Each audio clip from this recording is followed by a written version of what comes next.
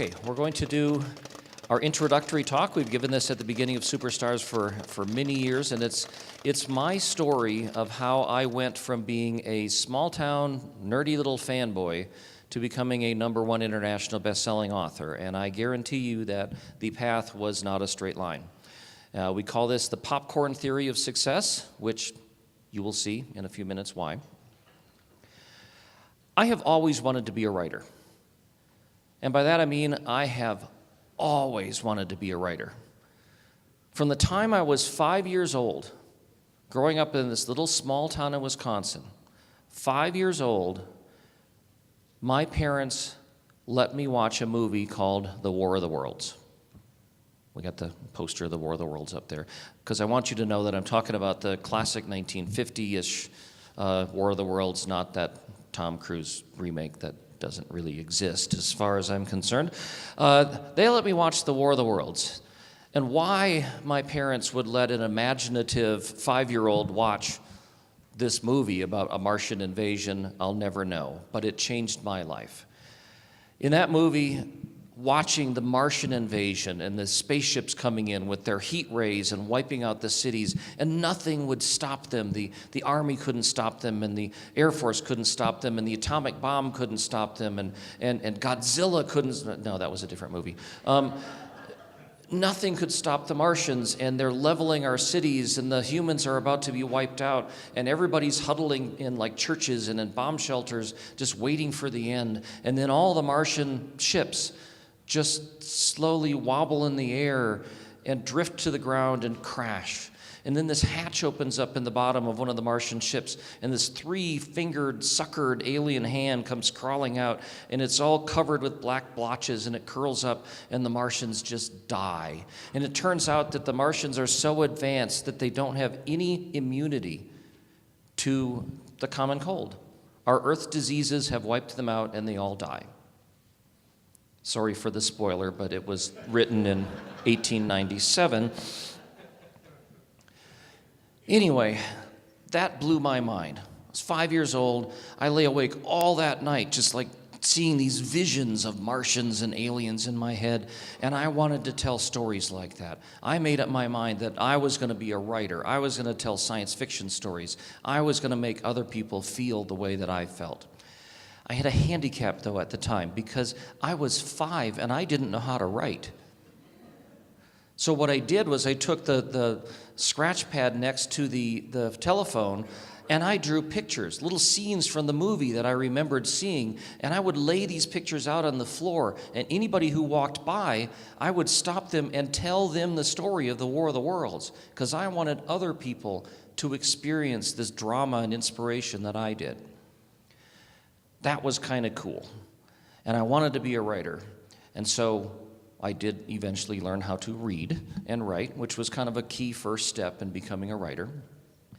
Now, I grew up in this very small town, and I wanted to read books, read other science fiction books, and by the time I was 8.5 years old, something like that, I knew how to read. I was kind of voraciously trying to pick up other books, and again, this was a very, very small town. It was so small that we didn't have a library. What we had was the bookmobile. And the bookmobile, as you can see from the picture there, the bookmobile is like a Winnebago filled with books.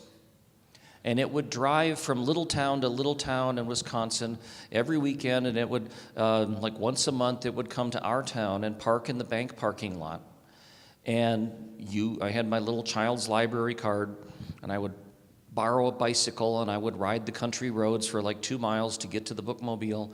And every like third Saturday or whatever it was, I'd go there, and they had like a couple of shelves in their children's section of all different kinds of books. And I just started checking them out and reading every book that they had in the children's section. And I just plowed through them. I didn't care what they were about. I wanted to read all these books, because at the time I was young and ambitious, and I made up my mind that I was going to read every book in the world, because it was all there in the bookmobile, obviously. So I read through every book in the children's section of the bookmobile. And after I finished the children's section, my mind just naturally wandered to the adult bookstore. the adult section in the bookmobile. And the adult section in the bookmobile was this row of shelves of books, and they had a science fiction section. All these cool books, and they all had a sticker down at the bottom of the spine that had a rocket ship with an atom symbol around it. So you just knew they had to be good, and they all had these little labels on the bottom. And I made up my mind I was going to read all those books because of the War of the Worlds, and I wanted to read all these science fiction books. And the first book on the shelf was a good old classic called The Sands of Mars by Arthur C. Clarke. And for any of you who have read it, The Sands of Mars is like this perfectly innocuous 1950s-ish science fiction adventure of a boy on Mars, and he meets an alien, and there's a colony. And I picked it up, and I wanted to read this book. It was the first one on the shelf, and of course I was going to go and read all of them. So I took this book, and I'm going to read it, and I went up to the front desk and the bookmobile librarian with my little child's library card, and I'm going to check out this book. I wanted to be a writer. You know I wanted to be a writer. I didn't want to be a doctor. I didn't have any medical background. I wasn't going to take any sort of anatomy classes or become a surgeon or anything medical at all. But even then, at about 8.5 years old, when I brought my book up to this pinch-faced old prune librarian sitting there in the bookmobile, I diagnosed that she suffered from persistent hemorrhoids. Because when I tried to check out The Sands of Mars by Arthur C. Clarke, she just looked at the book, and she looked at me, she looked at the book, and her face scrunched up, and she said, "You can't check out this book. It's for grown-ups only." I may be exaggerating a little, but that's how I remembered it anyway. So I couldn't check out the book, and I rode my bike back home, and I was kind of dejected because this was a big deal for me. And my mom noticed that something was wrong, and she wondered what was going on. And I said, well, I went to the bookmobile, and the librarian suffers from chronic hemorrhoids and wouldn't let me check out the book. And so my mom took me by the arm, and she marched me outside and put me in the front seat of the car and drove down to the bookmobile, and we stormed up the steps of the bookmobile, and she went right to the front desk of Hemorrhoid Lady, and she said, "You let him check out any book he wants to. He's reading." And so I got my book. But obviously this pointed out the fact that we needed to have books in our house.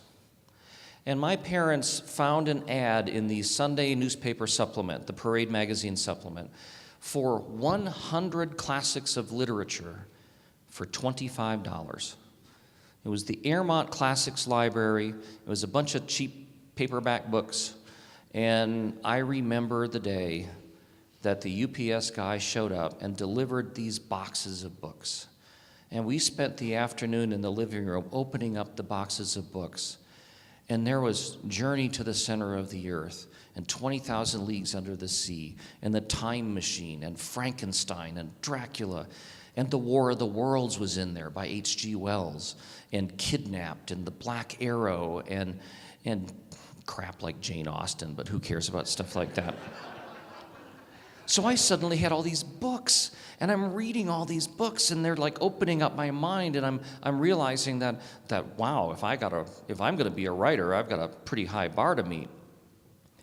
But I felt I was adequately prepared to write my first novel then, because I had all these books, and I had gone through the entire section in the bookmobile, and I was almost 9 years old, so I was ready to write my first novel. And so I went into my dad's study, and I sat down in front of my dad's manual typewriter. I see we have some younger people in the audience. A typewriter is like a steampunk version of a laptop. And you type, anyway. So my dad had this pile of bright pink scratch paper for some reason.